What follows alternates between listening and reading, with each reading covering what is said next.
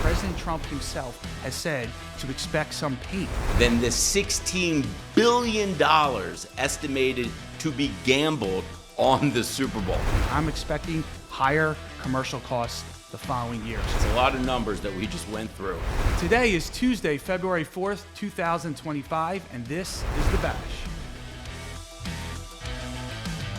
Welcome to The Bash, where we bring the analyst and planner to the table to discuss relevant financial and investment topics. We're going to have 60 seconds to discuss each topic. Scott, my man, the analyst, before we get started, it's February, Valentine's Day coming up, pitchers and catchers, of course the Super Bowl. What's on the top of your mind right now? Okay, not in an order of importance. The trucks are loaded to go to Clearwater. Me and my son are pumped.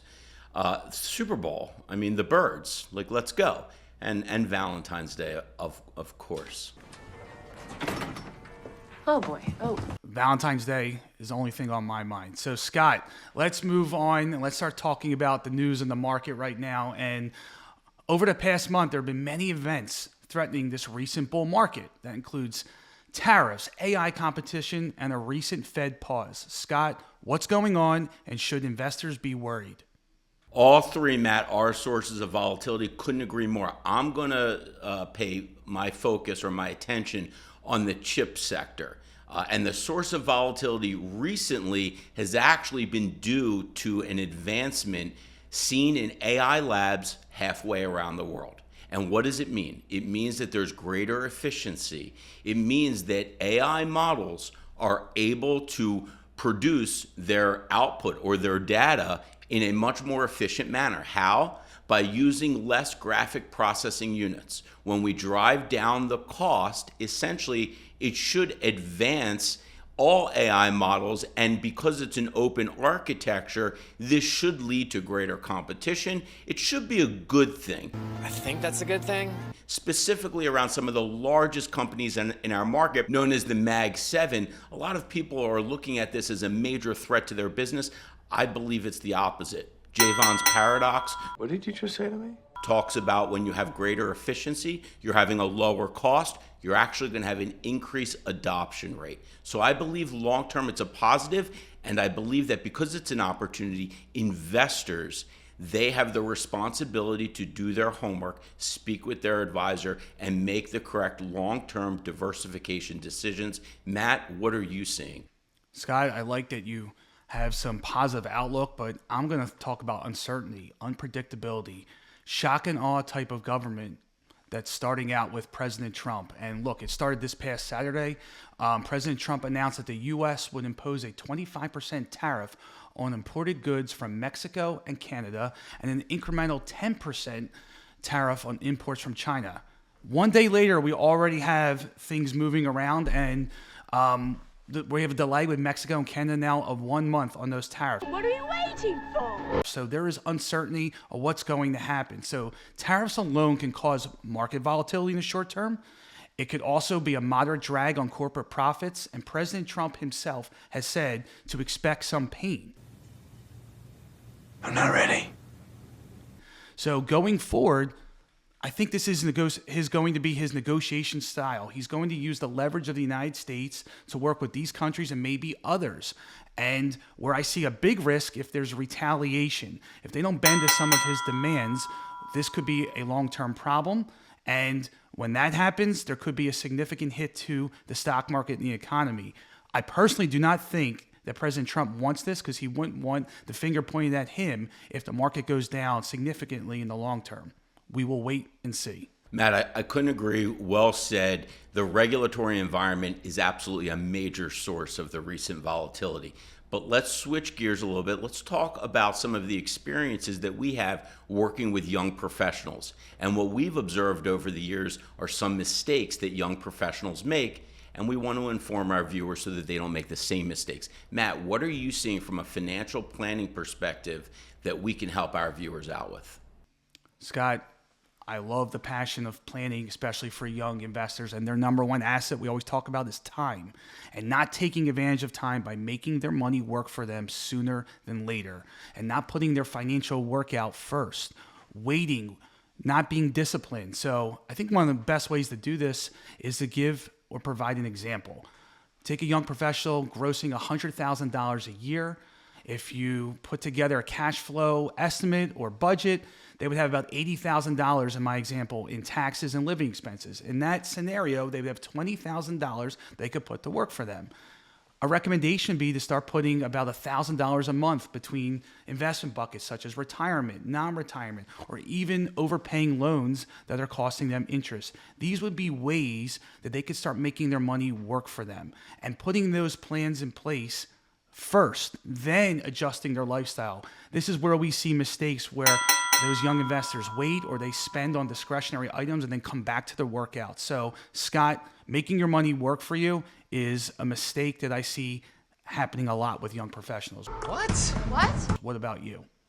Thanks, Matt. I'm going to focus on the investment side, of course. What I'm going to focus on are the top 3 mistakes that I see investors make. Number 1, lack of diversification. It's no secret over these last 10 years that the largest companies have led the way.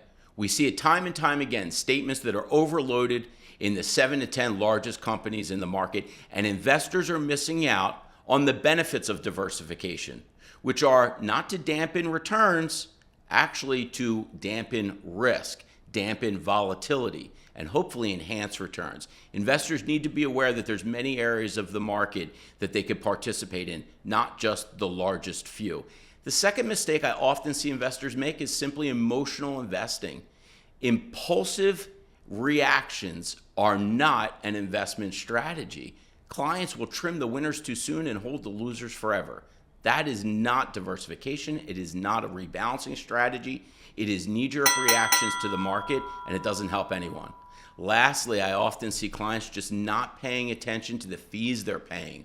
It's amazing that there's a lack of understanding that you pay an advisor fees, you pay trading costs, you pay mutual fund fees. They all add up, and they're all paid by the investor. Investors need to be aware of this. They need to talk about this topic with their advisor. Scott, great points. A lot of that had to do with investing. So I think it's best to circle back to the stock market, which you love. And look, Scott, the stock market's coming off a 24% return in 2023 and 23% return in 2024. It's a bull market. That's special, right? But what do you see going forward as obstacles to prevent another positive year? Yeah, I'm glad we're having the opportunity to talk about this because I started off by talking about the source of recent volatility, but I do see obstacles ahead. We're in the 3rd year of a bull market here. Investors need to look at where we were just 2-3 years ago and where we are today. That theory of path dependency. And investors need to look at where some of their specific holdings were and where they are today. But what I need investors to really hone in on is the Fed. A month and a half ago, we were expecting approximately 2 to 3 rate cuts in 2025. A few weeks ago, that expectation went to no rate cuts. Maybe the Fed is going to have to raise rates because we have inflation. And now, just a couple weeks later, after getting some positive inflationary data showing the cooling of inflation, we're now back to 2 rate cuts in 2025. Expectations are all over the map. Nobody, investors, managers, knows what the Fed is going to do. We do know that the expectations have changed in a volatile manner, and those expectations then will cause volatility on the markets. I believe that investors need to be very much aware and listen to the Fed. And the path of interest rate movements this year is going to be critical to the returns that we see on the equity markets. I guess we're just gonna have to wait and see. Matt, what are you seeing? Scott, good points. Talk about interest rates. I'm going to circle back to earnings. Are companies, especially in the S&P 500, going to continue to produce solid earnings to support their price? So let's think of the price to earnings ratio. The price of a stock divided by what it's earning. And right now, that current ratio is trading at a premium compared to historical averages. So right now, investors are optimistic about future growth. However, it also means that if earnings don't meet their expectations, the market could be vulnerable to a correction. On top of that, AI is so heavily involved and it's so much exposure to the top 7 stocks in the S&P, which make up about 33% of the index. And when you have that much concentration And when we saw what happened when you mentioned earlier a few weeks ago with competition in China, those stocks, their price to earnings ratio even stretched further than the rest of the S&P. So that is a risk. But I will tell you some good news, Scott. Overall, the Q4 earnings so far this season have been better than expected.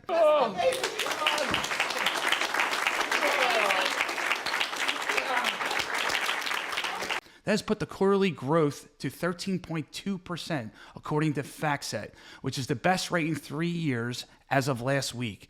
Understood, and thank you for that. And that's a lot of numbers that we just went through. I pump those numbers up. Those are rookie numbers in this racket. And we're going to stick with numbers here on our next question, but we're going to have some fun. We're going to talk about the upcoming Super Bowl. Fly, Eagles, fly to Super Bowl 59. But we're going to stick to the dollars and cents part of the Super Bowl. And I know that you have some fun facts that we want to go through, Matt. So let's talk about the upcoming Super Bowl and not our predictions on the game, but really about the dollars. Scott, thank you. And obviously we know what our prediction is. Hopefully when people see this, it comes true. Me too. But I'm just going to focus on TV and commercials here. There's a lot to take in when it comes to the Super Bowl. And let's start with numbers. Did you know, Scott, last year there was 123.4 million people that watched Super Bowl 58. This was up 7% from the 2023 high. So last year was a record. This was the most watched Super Bowl in history. Guess what else happened in 2024? Out of the top 100 broadcasts, 72 of them were football, the NFL. Right now, they are dominating broadcasts, dominating the ratings. And Scott, this is one of your favorite sayings, or if it isn't, it will be after today. With great viewership comes great advertising costs. I don't know what that means. It's a phrase. I don't think so. Yeah, it is. It certainly is. Yeah, it definitely is. And what do I mean by that? Well, the commercial costs this year are going up to a record $8 million. If you go back in time to 2013, the average was $4 million. So we've doubled in a little more than 10 years. So it'll be interesting to see where the numbers come in after this Super Bowl. Will there be a little bit of a lull? It's the Eagles versus the Chiefs again. But most likely they could hit a record again. And I'm expecting higher commercial costs the following year. Scott, what do you got?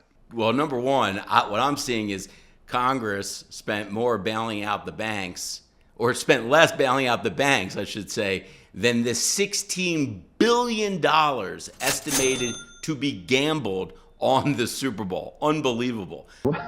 Now that's a little too much. I'm going to also look at the host city, New Orleans, estimated to gain 300 to 500 million in revenue from tourism, the tens of thousands of Eagle fans that are flocking south right now are going to be opening up their wallets and spending money. I think these numbers are outrageous, especially when you compare over time to where we've seen spending going. But the tickets alone, consumers alone, they're spending anywhere between $1,000 up to $5,000 and sometimes more just to be able to get into the venue to see the game. All across the board, sponsorships. How much did Apple pay just for the halftime show that they took from Pepsi a couple years ago? $50 million a year. These numbers are outrageous. I haven't seen anything like it. I can't believe it. But look, it is the biggest event of the year. Philadelphia is lucky enough to be in it. Let's go get a victory. All right, Scott. It sounds like excitement, probably a prediction in there, but you don't want to say that. I'm pumped. Any other thoughts you have today with the volatility in the market? We touched on a lot of that, numbers, dollars, anything else that comes to mind before we sign off? I would just tell investors, have those annual reviews with your advisors. You're in the third year of a bull market. You've got to review not only your financial plan, but also your investment allocation. All right, listeners, you heard it from the man, the analyst. And as I always tell everyone, don't forget, stay focused, stay disciplined, and stay tuned for the next episode of The Bash.